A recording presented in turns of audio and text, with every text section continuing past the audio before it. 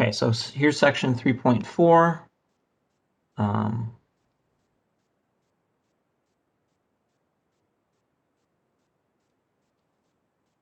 Okay, and what I want to do is walk you through like how to go through this whole thing, and I want to strongly encourage you to take advantage of all of the built-in formulas your calculator will do for you.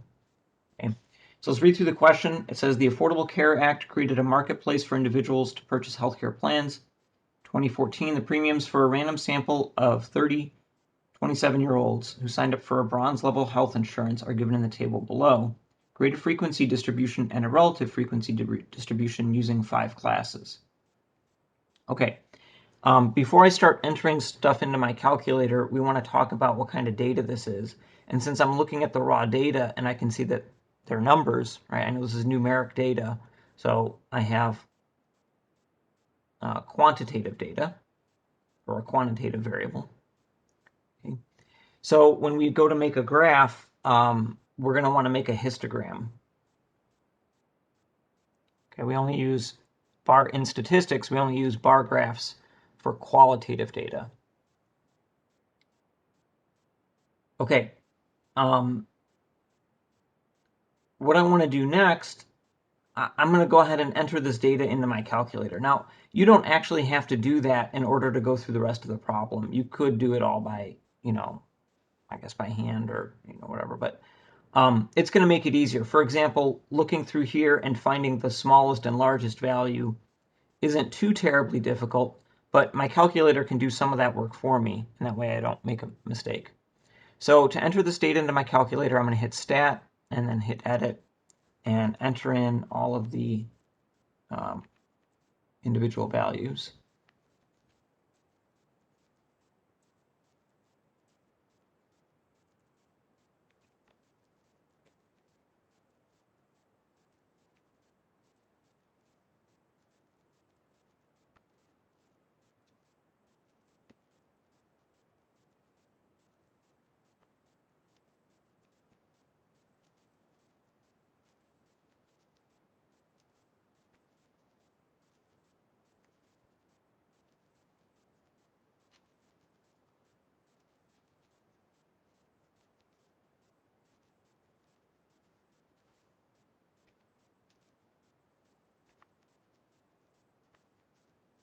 Okay, so I have my 30 values entered in.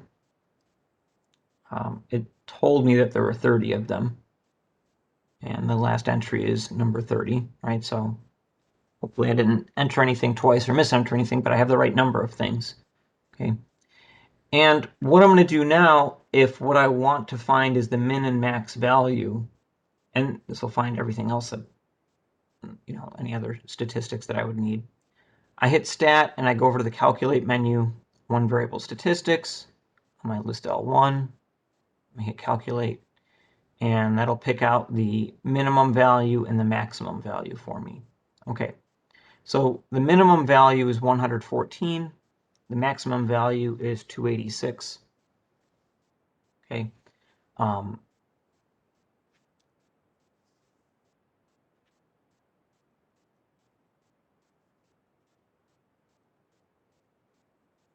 So the next question was to find the class width. We want to have 5 classes.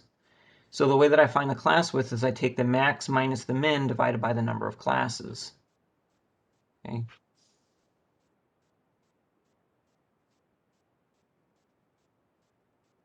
So 286 minus 114 divided by 5. And on my calculator, well, let's go ahead and do that. So 286 minus 114 divided by 5 gives me 34.4. When we're doing the class width, we always want to round up to the next whole number, because when we're writing our classes, it's really confusing if we don't use whole numbers. And we want to round up to make sure that 5 classes does indeed cover them all. If I round to 34, then my data value 286 won't be in one of my 5 classes. So it's not rounding to the nearest number, it's always rounding up. And it does tell you to round up here. Okay, so we're going to use 35. All right, now the problem here is saying my min value is 114. We're going to start at 113.5.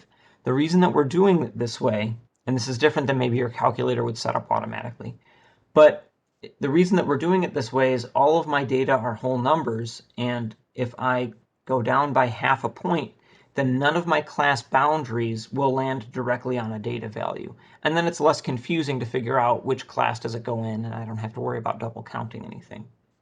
Okay, so what I'm going to do is, since my class width is 35, I add 35 to my starting point. So if I take this 113.5 and add 35, that's how that gets to the end of my first class, so 148.5. Okay, so my next class starts at 148.5. Okay, and then I add 35, and I get 183.5. And the end of the second class is the same as the beginning of the third. Right? Do it again, 218.5.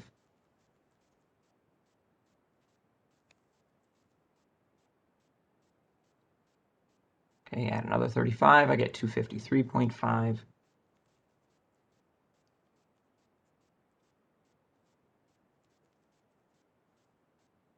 Okay, and then the last class ends at 288.5. Okay. Now, to count up frequencies, one way that I could do this is I could just go through each individual one, each data value, figure out where it goes, and put like a little tally mark, right? So I'm going to zoom out. That's going to make this hard to read. But then maybe I can fit it on here. Okay. So the way that you could do this is I could say, all right, 141 goes into this first one. And I cross it off. 139 also goes into this first one. Okay. 254 would go down into maybe the third one, which I don't have on the screen here. Okay. And so on. And you can go through all 30 of them each way like that. All right. Another way to do this, by maybe allowing your calculator to do a little bit more of the work, is I can have my calculator set up a histogram with these same class widths. Okay, so it takes a minute to get the histogram set up right on your calculator, but then it does all the counting for you. Okay, so let me show you how to do that. So on my calculator, I already have all of my data entered, right? So if I want to create a histogram, I hit second and hit stat plot. Go to the first stat plot, make sure it's turned on, and make sure it's set to the histogram 1.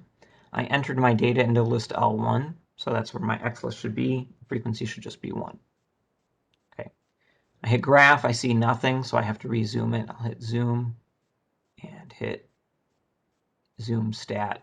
That's kind of something that should be automatic. Every time you make a stat graph, you should always hit zoom stat to make sure it fits on the screen.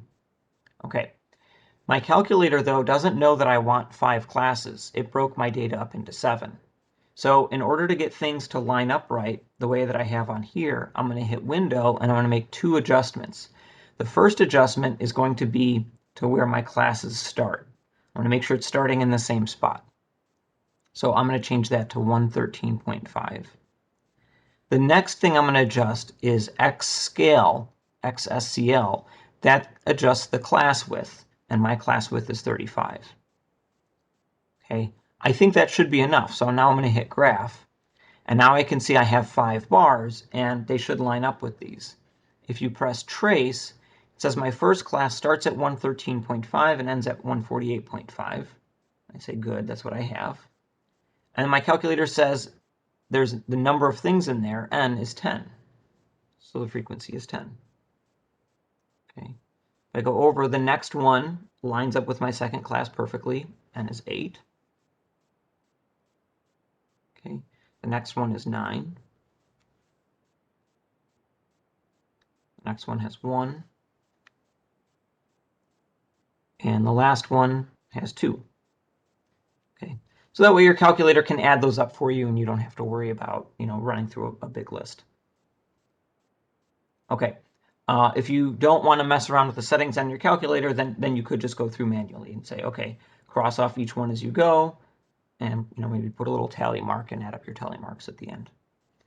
All right, relative frequency is just turning your frequency into a percentage. I know that there are 30 things in here, and I can double check. If I add 10 plus 8 plus 9 plus 1 plus 2, I get a total of 30.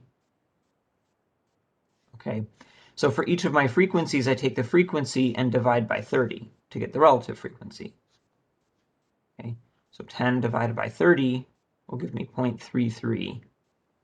It says to round to 3 decimal places.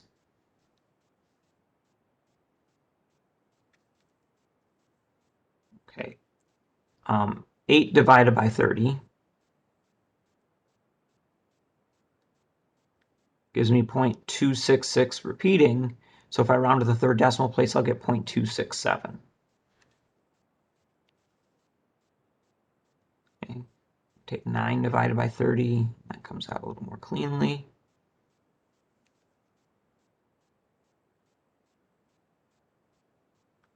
Okay, the next one's 1 divided by 30, so 0.033. And the last one, 2 divided by 30, gives me 0.067 when I round. Okay. And when you add these up, like a good way to double check is to add up your relative frequencies and say, do they add up to 1? They should add up to 1 exactly. However, with rounding, sometimes it's off by a little bit. In this case, I think that we will hit the mark exactly, because I think my rounding will cancel each other out. But sometimes you'll get like 0.999 or 1.001. That's fine. If you're rounding to 3 decimal places and you're off by a little bit on that 3rd decimal place when you add them all up, then that's not a problem. If you're off by a lot, like if it's like 1.2, right, then you had an error somewhere. Okay, so that's relative frequencies. Now we say which is the correct histogram. Okay, and if you did this on your calculator, then it's easier to match up. Although these first two look, well, yeah, the first two look pretty much identical or close to it. What I have to do is, notice, well, maybe the first bar has a bigger gap. Or I go over and actually look at the numbers, right? So remember that first bar was a height of 10. So it can't be this first one because that has a height of 15. Okay, so I need the second one, and it's not going to be the third one because this last bar is too high. This fourth one's right out. Okay, so matching the frequencies is going to be the way to be absolutely sure if you have two that are close. Okay, and I think that's it.